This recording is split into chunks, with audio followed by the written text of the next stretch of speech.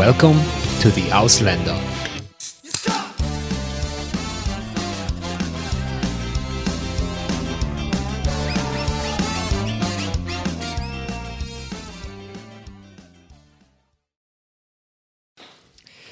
So, welcome to the new episode of the Ausländer. Today we are here with Philip. Hi, Philip. Hello.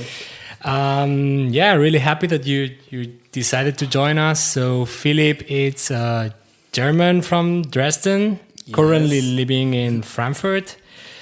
Flatmate of Carlota, the first episode of the podcast, or ex-flatmate of the... That is correct. So mainly we know each other's because of Carlota.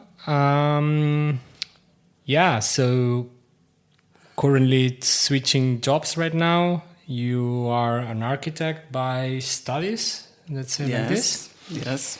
And currently transitioning to carpenter. Exactly. Well, and then maybe merging the two in the future. I don't know. Nice. Cool. Just quick introduction to the drink. Of course, I think it's a little bit clear of what's there, but mojito. What? I mean, I can. No. You don't need to introduce. The mojito itself. It's just. I try to present the drink that the guest always choice. You said it's not your favorite drink, but we are at 27, 28 degrees today. It's a quite nice summer day for German standards, so I thought maybe. Makes sense. I mean, maybe this episode will be released in December, and now it's just like, what the hell are these two guys doing with mojitos? But yeah, sounds okay. All year round. So, Prost. Cheers. And thank you for coming. Yeah, thanks for having me, I guess. It's my first podcast. So, we are in Germany. You are German, so theoretically, from a first standing point, looks like you are not supposed to be an expat, but yes, you've been living in USA and then to Slovenia in two different parts. I would suggest we go first to the USA. When did you go there? In 2008, 9. So when I was 16, I guess both of them are maybe representing the exchange experience, because one was a high school exchange and the other one, as many maybe can relate, Erasmus. But I think that's also. So mainly the reason why you moved to these places were study reasons. Yeah, more or less, I guess. Nice. So you were 16 when you moved to USA. How many months or years you stayed there? 10, 11 months, more or less. Okay. I don't remember exactly. It was 11 months, I think, basically, in the end. What was the intention? Just doing like a whole year there? Yeah. There was, basically a whole exchange year. I went out of school in Germany and went there to do the school year there. I had to repeat afterwards, but that was worth it, I guess.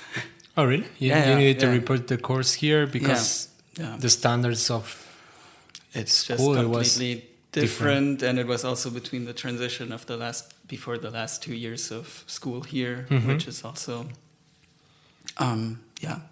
Can you explain a little bit like the difference? It's terms of subjects or how the schools are structured, or? Well, I don't know where to start, I guess.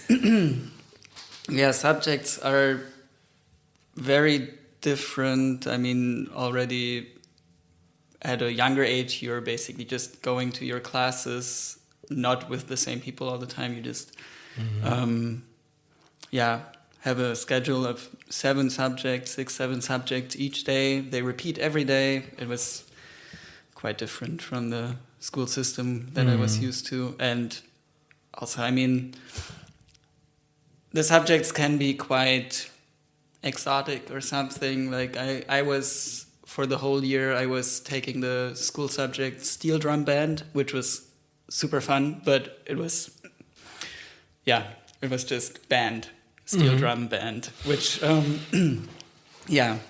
couldn't really fit a German curriculum, I guess. Okay. Sorry. No worries. Crazy. Like,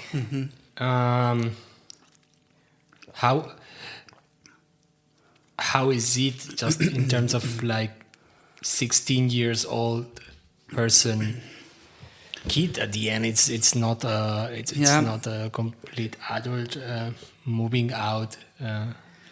Well, I mean, I definitely expected it easier, but it also depends a lot on the circumstances. I would say for me, being a very late blooming 16-year-old, it was difficult for sure because I was going to a totally different surrounding, a totally different school. It was huge, like almost 3,000 students, and you kind of totally get lost. And apart from that, the experience of being definitely more independent, or I had to be, was very difficult to manage. And I looking back, I would say I was not really ready for this. For this kind of independence.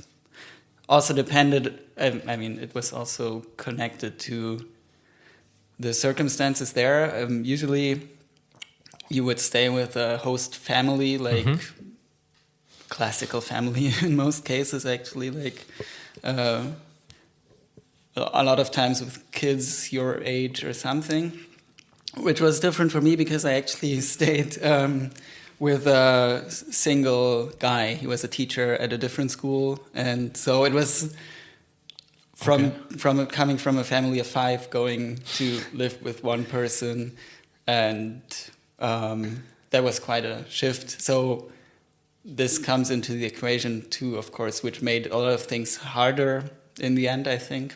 Yeah, so Cool. Just let me stop a second because the video just stopped. I don't know why, but we continue from there. all right. So we are back of deciding that this podcast will not have video at all.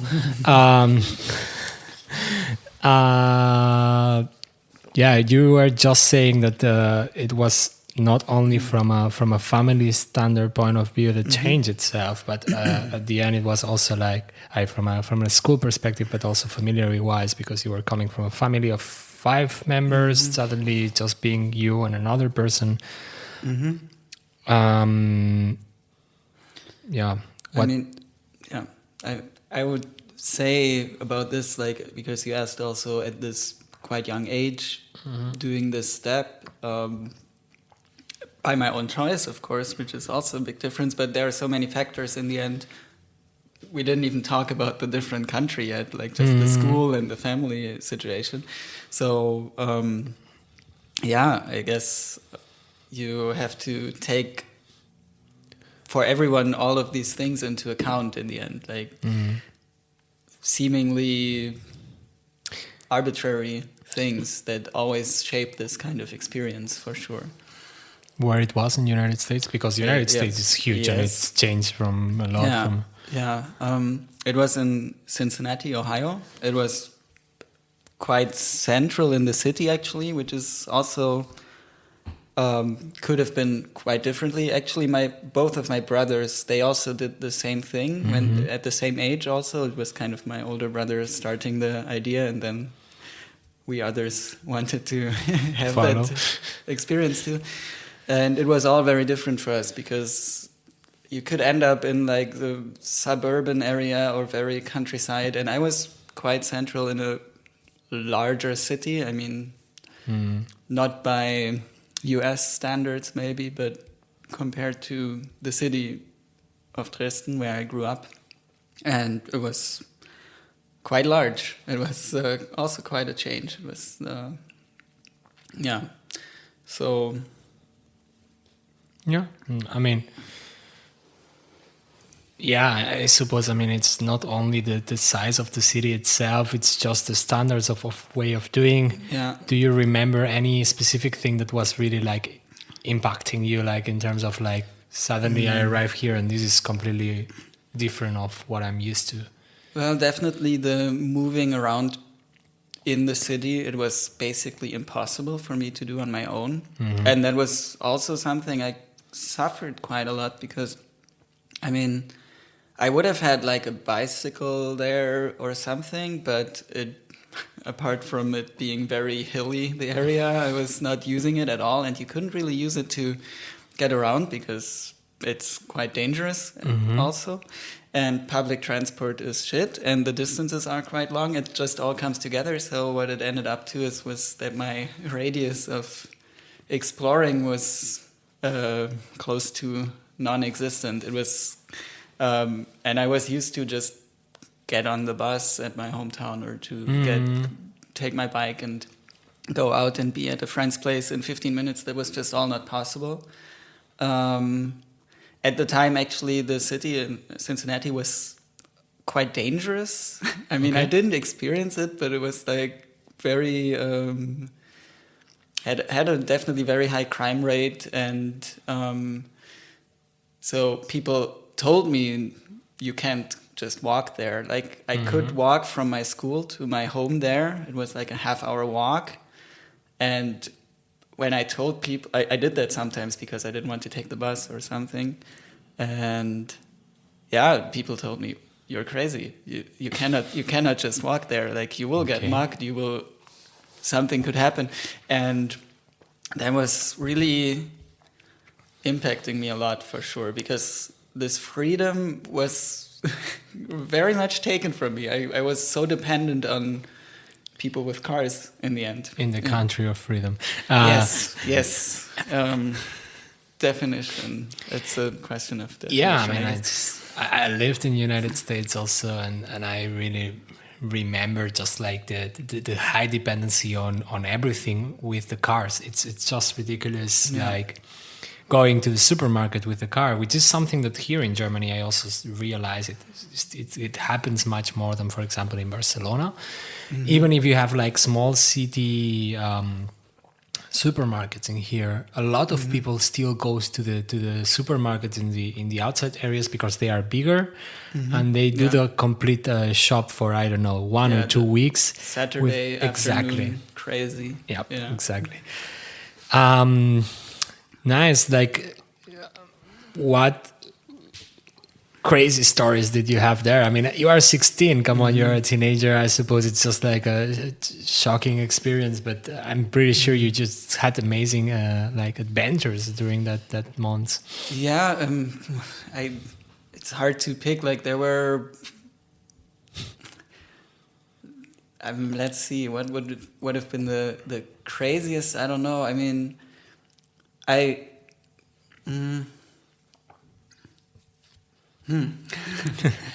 It's not that easy to remember. It's quite a long time ago if I think about it, more than half my life. No, almost half my life. Not yet.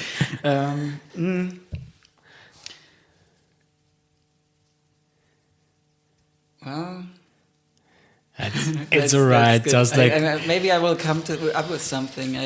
Sure. Maybe not crazy experiences, but ways I tried to assimilate myself. For example, I got quite into sports, I think. Not really playing sports. Also, I did that in the school. Everything is happening there. But also developing like a fandom of the local sports teams or something like that. Because, I don't know, I found it kind of fascinating. Looking back, it's a bit weird how crazy some people get there about this kind of stuff. And this was definitely crazy. There we have it. It's like the obsession some people have with this.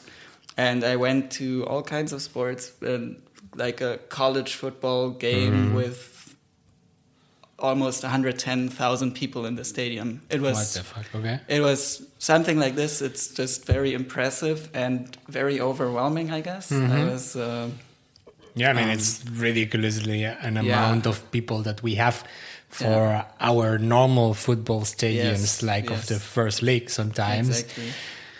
So this kind of stuff, I mean, I took that all in quite a lot. but or following it, and went to a lot of sports events actually.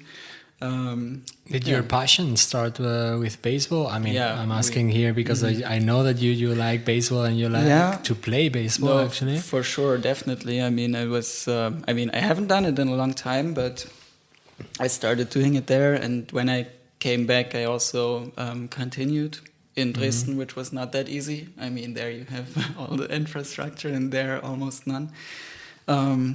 Yeah, but for sure, I mean, this was definitely part of it. I really enjoyed it. Yeah. Nice. So yeah, you said like baseball, being in a band. Did you play instruments before like going to United States or? Yes. I played piano. I still play piano, but more for myself, definitely. Just whenever I feel like it. Yeah, but there it was really just this school activity. Yeah. Interestingly, I didn't really get into it much more there. It was just something that just happened. A lot of things, I think, just happened. It was very much input and, as I said before, quite overwhelming for sure. Yeah, And maybe a bit too much in the end. I mean, it's the United States, maybe a bit too much. It's kind of fitting. Yeah, I understand what you said, and it's just like 16 years old, a lot of changes happening, a lot of cultural shock, I would say. And let's be honest here, Americans like to do things big. Yeah. Everything. And that I suppose it could be like... and I guess they kind of do it or they don't do it. In this year, I went to church every Sunday. Okay. Not by choice, I must add. It was just like my host father. I mean, you would consider it. I mean, even though it's the name of host father, it's already churchy. Like no, exactly. No. I mean, it makes sense in this overall family context. But he was just. I mean. His name was also Philip, by the way, so we were the two Phils. He was also a cantor at his church, so he had to go every Sunday anyways. So I took a lot of that in, which was also quite a crazy experience. It was quite nice. It was not so nice because I always had to get up at 7 on a Sunday. And we don't like to get up early. Yes, exactly. But, I mean... apart from all that church stuff that I definitely didn't grow attached to, people were pretty nice for sure. I mean, it was cool. Yeah, actually, about this, I wanted to ask you, what is the adaptation of Parisian students into the school? Because it was a normal thing for them to have, like that they regularly have people coming from outside to that school, and they know that sometime someone will appear from somewhere. Yes. Actually, that was, I don't know if it was just at this school, but I think it was quite common. The year I was there, I think there was maybe 12, 15 exchange students from all over the world. Or even more, but with a school of 3,000 or something, it kind of feel nothing, no? But interestingly, I would have they were kind of the first people to turn to in some way because they share this experience for sure. But on the other hand, it kind of gets lost. Like I was in classes, and after half a year or something, someone mentioned oh, you're German. You're not from here, because I just thought you spoke with some mumbling accent or something. I didn't really think about it. Didn't matter to them at all. I mean, sometimes it came up, and then you're very much reduced to it. Like the German guy. Yeah, the German guy. History class for sure was. They had a lot of fun with that. It was sometimes quite weird because they don't know shit, to be honest, about a lot of things. No, I mean, that's quite harsh, but like there were like 15, 16-year-old kids. Exactly. And I mean, looking back, just whenever there is a mention of Nazis and everyone is just like, hey, that's you guys, right? And no, please don't. But I mean, it's also kids. I mean, it's 15, 16 years old. Yeah. Let's be honest, kids can be really harsh to each other. So so at the end, did you make friends easily in school somehow during that time? Like there were the people who were coming also from outside, or there is more local people around? No, I think the friends I made were more local. Actually, most of the friends that I also stayed in touch with, but not until now that much. I mean, it's really, we have very separate lives now. They were actually more local through sports also. I played football or soccer. I mean, it's hard to say, but at school, like actually just for the first 4 months, because they have short seasons and like every 4 months or 3 months they change. But actually from that team I was on, I had like the closest connections, I would say, because you shared the most time actually, and the same passion or something in that way. Like it was really training every day after school. Okay. It's just, that was also something to get used to. Like you have those after school activities organized by the school and school teams and so on, and they happen just every day. You do all this all week. So you just have less lessons, less class, and then you have that, or it goes like after basically. class? No, it's after class, but I mean it was, as I said, like 7 subjects each day, so it was from 7:30 until, I don't know, 2 or something. And then you just go straight on to whatever activity you choose.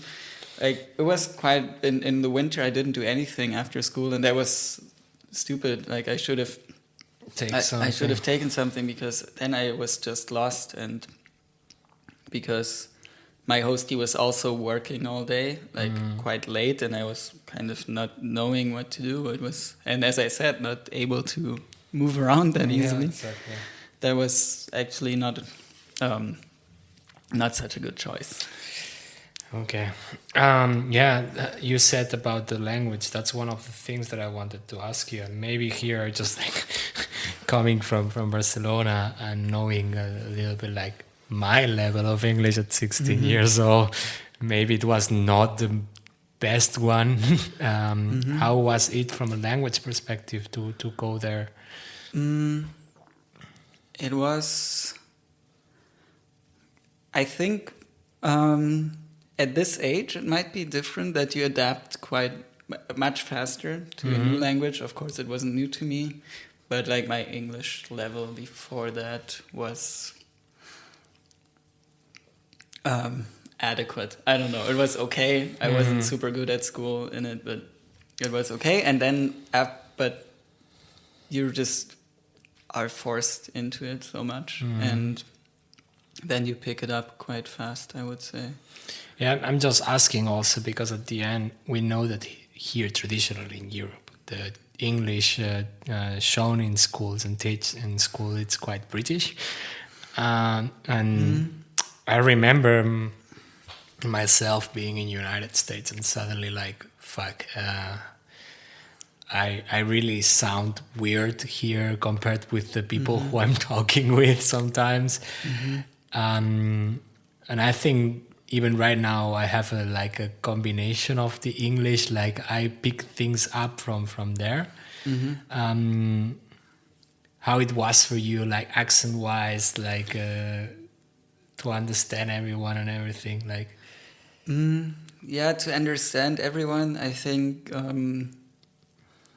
I had to think about some stuff, or I just let it go by and just like, I guess I know what you're saying. Not your head, and yes, Yeah, yes. No. Exactly. But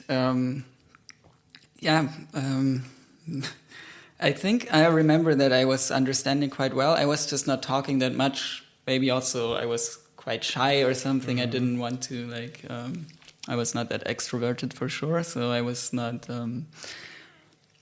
going to just talk about everything that's on my mind or whatever.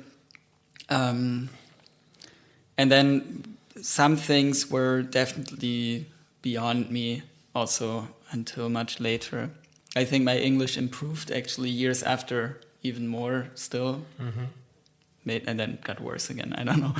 No, but also with friends there or other kids at school, I was also kind of scared that I don't understand and they're making fun of me. They didn't really, but I just remember this one random situation where they said, yeah, when you go up to people, just say "what up" all the time. And I was like, is that? I mean, if I'm going to say that, are they going to punch me because it's something bad or something like "what up, dude"? And I wasn't sure, is "dude" like a correct thing to tell someone like who you don't know, no? Exactly, something like this. And I was always not certain if I pick it up the right way. Yeah. Makes sense. Yeah. Can you remember a thing that you really still have in mind as a positive thing from there, and the other way around? One thing that you think it was bad or really difficult for you at that situation? I think the positive thing was definitely how people approach you, or not all people, but and that's something that you might say about a lot of Americans, or as something typical American, that a lot of times you are just welcomed instantly, and they talk about everything like this typical small talk stuff, but it feels at first for sure, and sometimes it just keeps going like this, very warm and welcoming. Whenever you're at someone else's place, you're just there and get included quite fast, or at least that's my experience for sure. Can be quite different too, but And the negative thing,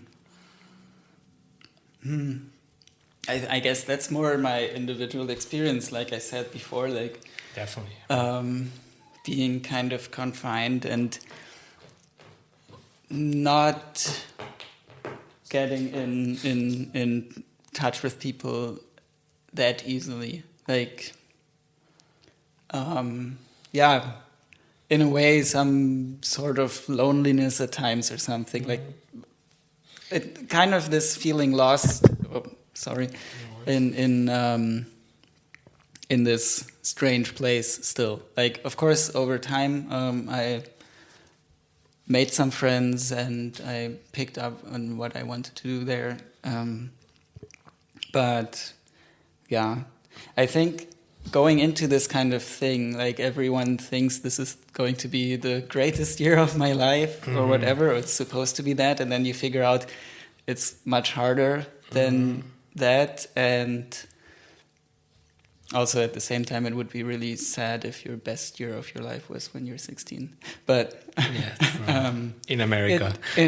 No, it should be definitely a great experience, or a very intense experience, which it was, for sure.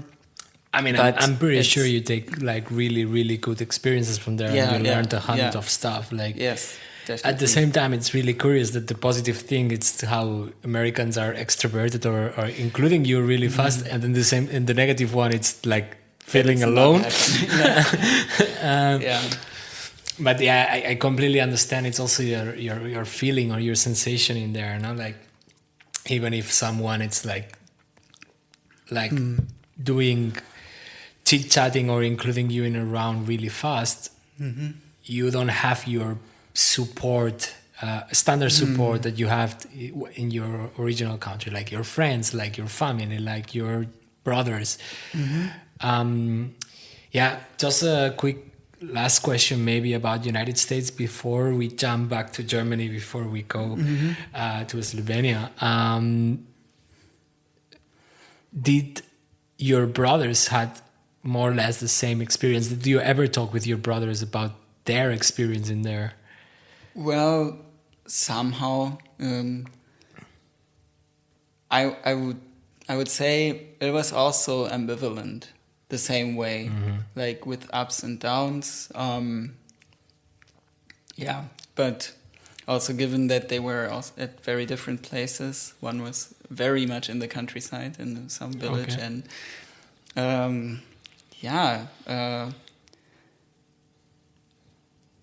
I think they would say the same, that of course it's a great experience that will stay with you forever or whatever, I don't know. But it's definitely not just easygoing. It's quite hard, like being thrown into cold water in a way. And one thought maybe that I would have still was like, it's in a way it's way too long, because this whole year you're like did you see your parents or your no, family? No, not at all. Okay. No, it was actually not encouraged, kind of, to not break this dynamic kind of. Too long, because you just are constantly overwhelmed, and then on the other hand, it's too short, because for me, the last weeks or months before I was going back, I was feeling very much, I'm just beginning to understand this. I'm just beginning to really make close friends. I'm just beginning to, and then it's cut off again. Yeah. So, yeah.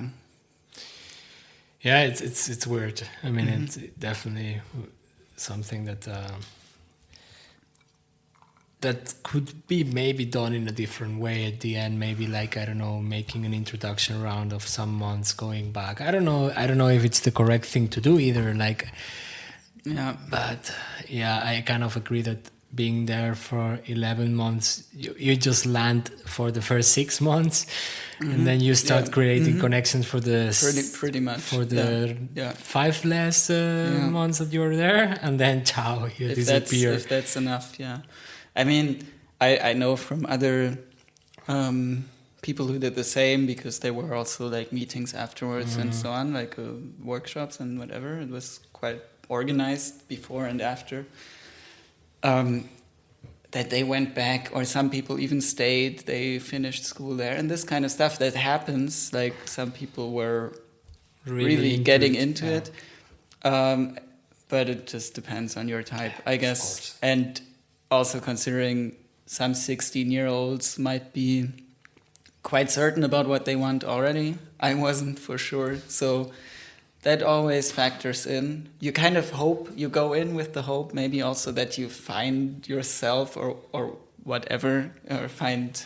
Or you lose yourself. And yeah. And I mean, I was still quite attached to it afterwards. I was thinking, actually, it's a cool place. I would like to go back.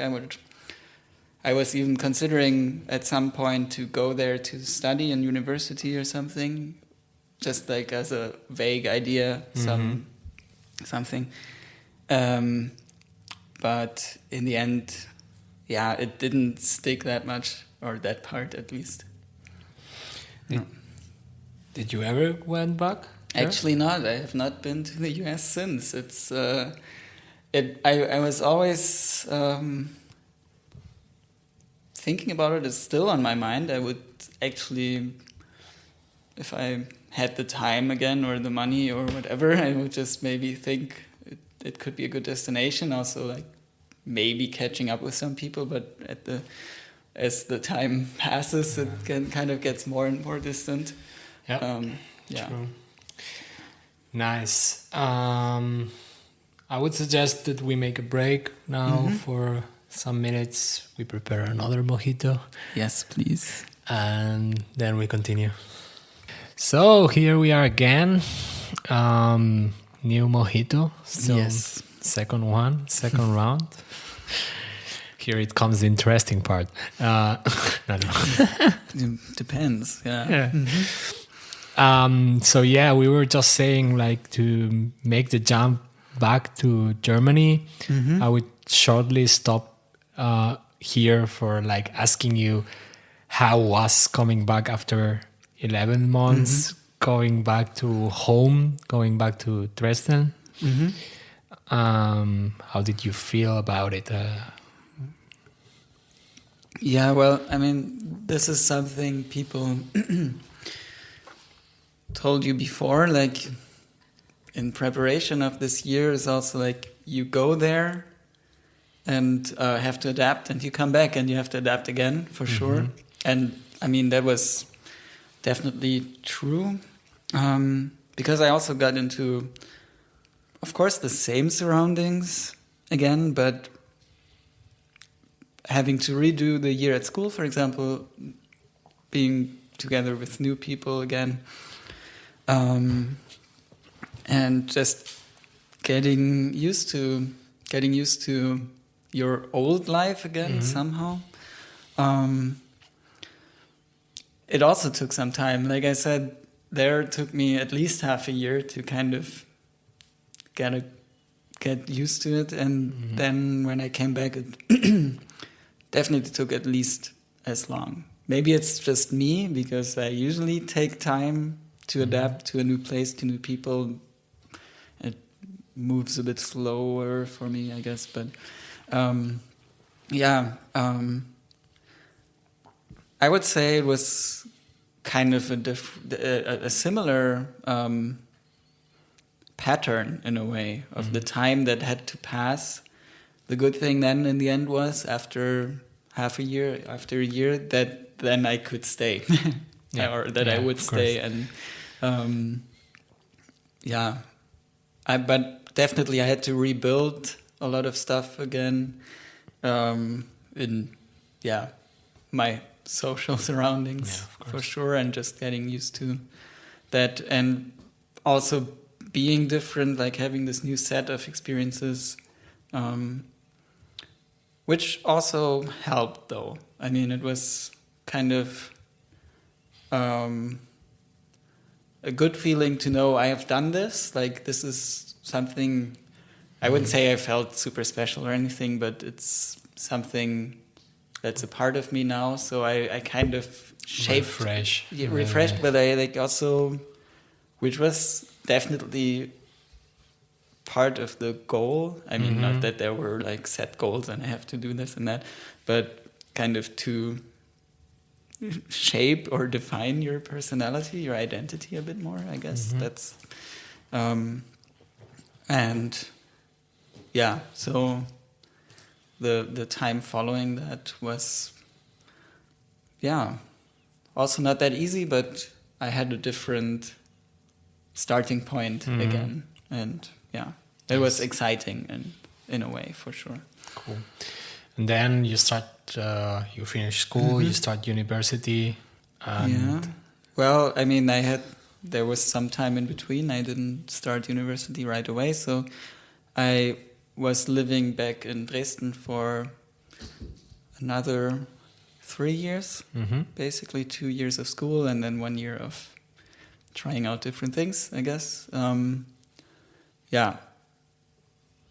Cool.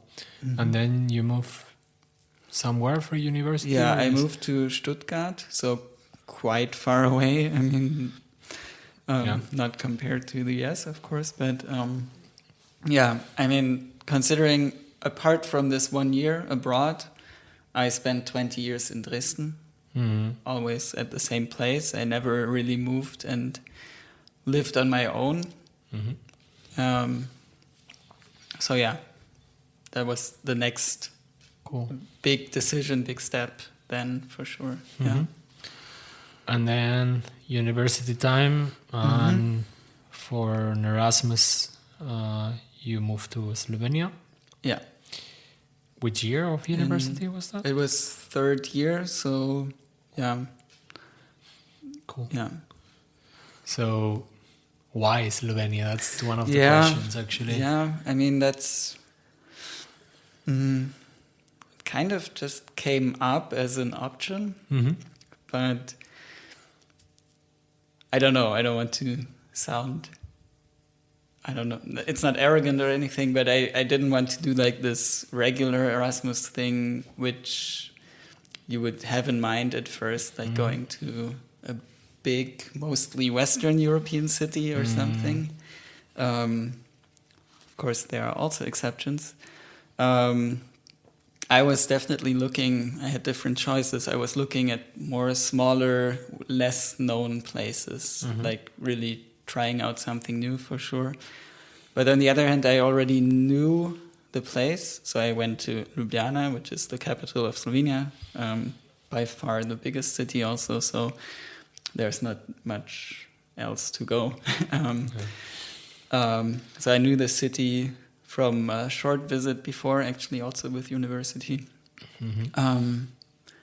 Yeah, and it kind of had a good feeling about it, for sure. Yeah. I mean, it's something, in a way, maybe because it's not that known, also to find something of my own that I can experience and not pick up on what all the other people already did. Kind of, I mean... Yeah, I mean, don't get me wrong. I think it's a really cool choice at the end, and it's not like...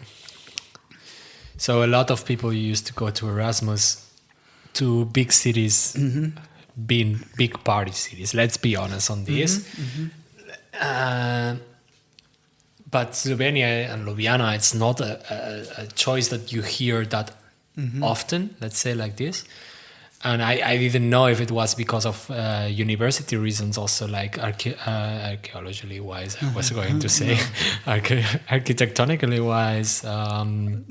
There was an interest also from your side in terms of the architecture there, or Yeah, for sure. I mean, coming from, or not, having grown up in Dresden, which is, of course, influenced by the socialist architecture also in some way. There was, on that part, some fascination also about the whole region of former Yugoslavia and the architecture, but also, on the other hand, the school itself, like the university, the faculty of architecture there. Like I said, we had visited it before with my university, just by chance, kind of. It was, and back then I could also see myself there. It was, I was also during that year I was there. Of course, there was this whole Erasmus partying and whatever stuff going on, but I actually did something in university. I mean, I enjoyed going to university too. It was good school. I enjoyed it a lot. I had awesome teachers and so on. So that was maybe not the main motivation or not that obvious, but it turned out to be like that. Yeah, I was going to ask you something because we were discussing the other day with a couple of friends about the typical case in Barcelona where the people come from Erasmus and suddenly realize that they speak Spanish but not Catalan, and voila, the university most of the time is in Catalan. Yeah. How was in Ljubljana in terms of idiom? Well, I mean, I tried to learn the language, and it was already, they told us before, the school, the university, most of all the lectures, basically everything is going to be in Slovenian. So what I did, I went there and just sat there, looked at the pictures.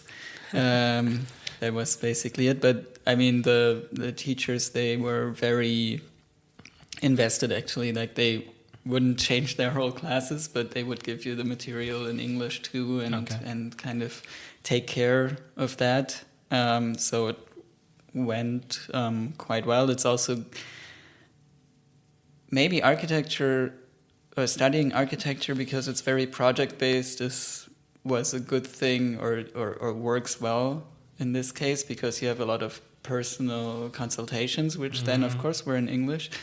If you had other subjects, and there were a lot of other Erasmus students, there was like this, as it happens probably in most places, like this Erasmus community building, which I also tried to avoid a bit. And studying architecture came in handy there because you're really in those project groups with the people from there, and you don't really get separated. Like a lot of other studies, they had specific groups for it. Yeah, groups, but also programs. Like they had the locals in Slovenian, and then they had lectures in English for the international people. So you could really see that a lot of people didn't get in touch with the local students that much in other studies. But for me, fortunately, it was kind of the other way around, because I was in the studio with all the people from there constantly. I have no reference right now. If I think of Slovenian as a language, it's close to what? Well, I mean, as a Slavic language, I mean, they're all similar, of course. I mean, that was also kind of a motivation where I thought it might be good to start with one, like to learn it or to learn some of it, to get a better understanding of other Slavic languages too. I mean, you have the Serbo-Croatian, which is basically spoken in Serbia and Croatia and Bosnia, but now they're called Serbian, Croatian, and Bosnian, which is basically the same language, but with some minor differences. And Slovenian is very similar, but has, I don't know, it's, I mean, I don't really know the differences that well, but people from Croatia can't understand them. It's kind of maybe even a dialect or something, but it's definitely a different language again. So, yeah. Interesting. Yeah. Mainly you were just like speaking with people in English. Then. Yeah. I mean, even if I tried, I mean, doing everyday stuff in Slovenian, like going to the supermarket, bakery or stuff, it was so easy to get around in English.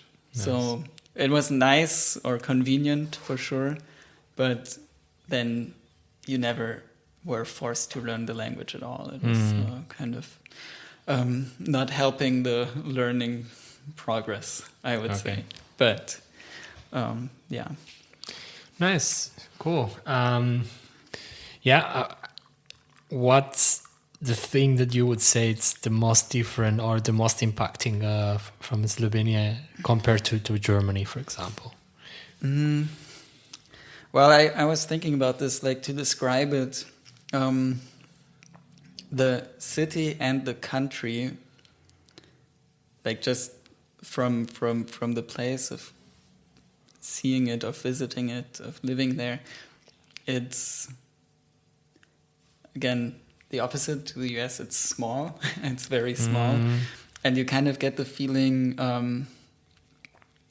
that everything you have in larger places, let's say, or like in German cities, in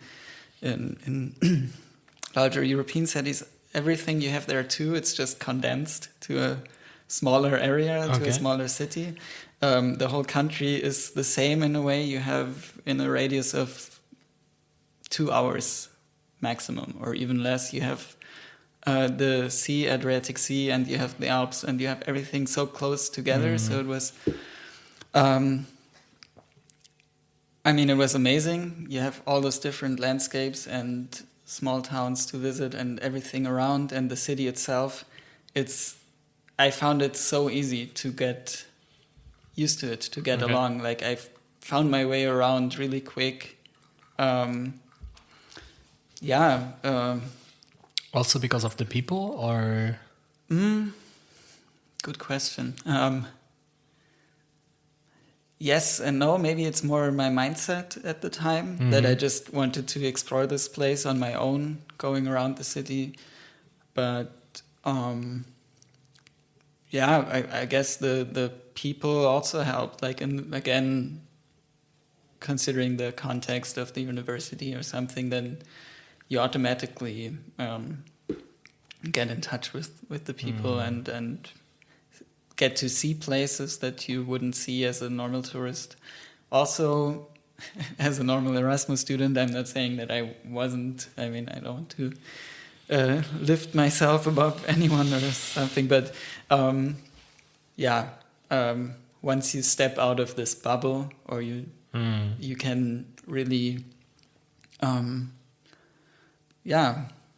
experience some different stuff. I don't know. That's true. Yeah. Cool. Maybe going back to the same question that I asked you about United States,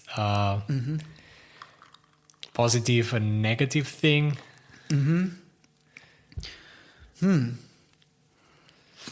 Yeah, well, I mean, it's hard to connect that to the place itself, like. But yeah, I mean, well, the most positive was definitely what I just mentioned already. Like, I felt at home or very comfortable, very quick. It was just like a really low threshold to find your way around. It was, I mean, for me, in a way, I would still say it's one of the best cities I've ever been to or lived in, then, for that matter, for sure. Were you sharing a flat, or were you just like... I actually moved once. I was first in a flat that was like also shared, but not that... I didn't pick the people. It was just random. And then I changed and had some other Erasmus students then actually again. So we were 4 in a flat share. And right in the center of the old town. It was pretty cool. And negative things, I don't know. I only have good things to say about this. No, I don't know.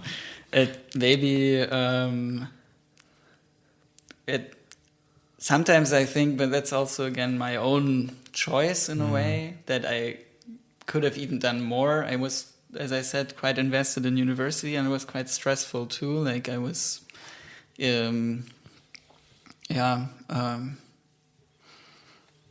not having that much free time sometimes, but... Which is normal at the end. Which is normal at the end, but I mean, other Erasmus students there, for sure, they just had their fun for half a year or something, and it was it. And but I kind of decided against that, and it had its ups and downs, I guess. Sure, makes sense. Any crazy story in Slovenia? Well, any crazy story? I mean, this question, you gave it to me before. It's I mean, I went back to Slovenia a lot of times in the years after. So maybe the crazy stories start there. I was going to visit my girlfriend a lot there. Okay. So it was always very intense weekends, like with partying a lot and spontaneous trips to the seaside, this kind of stuff. Like we would... Was your girlfriend from Slovenia? Yeah, nice. At the time, yeah. So you met her during the Erasmus time? Yes. Okay. So kind of my stay there continued over those 13 months. Not that I was staying there a long time, but I was coming back for over a year, at least once or twice a month. Oh, wow. Yeah, kind of. It was once a month, more or less. Yeah. That's a lot. I mean, yeah. What is the easiest way to travel? Just Well, the easiest at that time as being a student was definitely also looking for the cheapest way, but I was mostly going by train and by bus. Okay. Like there was a bus from Munich that took like 5 hours. Okay. And well, 5 hours. So the total time to travel was 8 hours at most. Okay. So that was doable for sure. Yeah, and but then you try to put as much events maybe into one weekend or as possible, you know. Sure. Yeah. Of course. Well, ciao. About Slovenia itself, food. I'm really curious about this. Well, I mean, as I said, you have a variety of landscapes, you have a variety of influences in a very small area. Also, you have this southern Mediterranean influence, then this more Balkan or Slavic influence, and then also the Austrian influence. It's like all coming together. Hungarian also. It's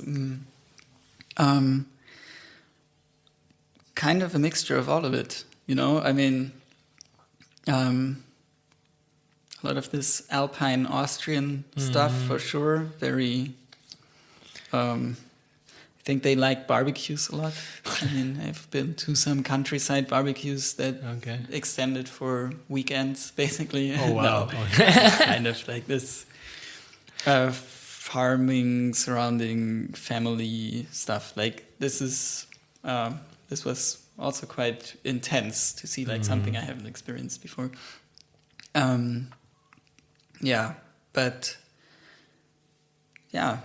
This Balkan cuisine is like what? It's quite grilled also. Yes, it's quite grilled. I mean, you have this cevapi culture and whatever, which is basically just meat and onions. And that's it. But at the end you have the sea close by also. This is why I was asking. Exactly, yeah. So you also have that influence. I mean, it's super close to Croatia. It's and they have their own sea, which is just 40 kilometers or something, but they have it. And so, yeah. Cool. Just like we are running a little bit out of time, but oh no. I have a couple of questions that I always like to ask at the end of the episodes. First one would be recommendations to the people. I think right now, like you have experience mainly coming from like what it's in a study perspective, which is really interesting. Also, what you would recommend to someone who wants the same in general, not in about general. These places. Well, if you have a specific recommendation for a specific place, it's also fine. Eh? No. I guess, I mean, the backgrounds are different. In general, I would say also definitely not to take the most obvious choices, maybe. I mean, I made good experience with that, for sure. Just because of what I said, in a way, you give yourself the chance to experience something totally unbiased, maybe, in a way. You just,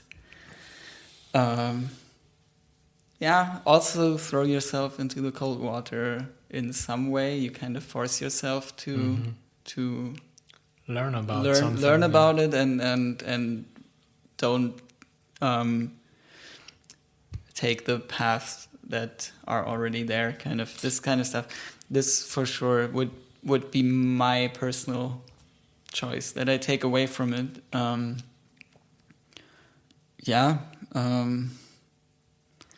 Apart from that, be maybe a bit certain, like this is what I'm taking away, certain about yourself, like this is what I'm taking away from the experience in the US. Like it always helps to have a good self-understanding, I guess. Like know your base, what you're starting from. And that's for sure like some privilege that not everyone has, like to make this free choice and to say like I'm choosing to go there without anyone else telling me to or something. I just have this freedom to do that. That's also something you shouldn't forget. And then it sounds cheesy, but you can make the most of it then. I guess. That's totally fine.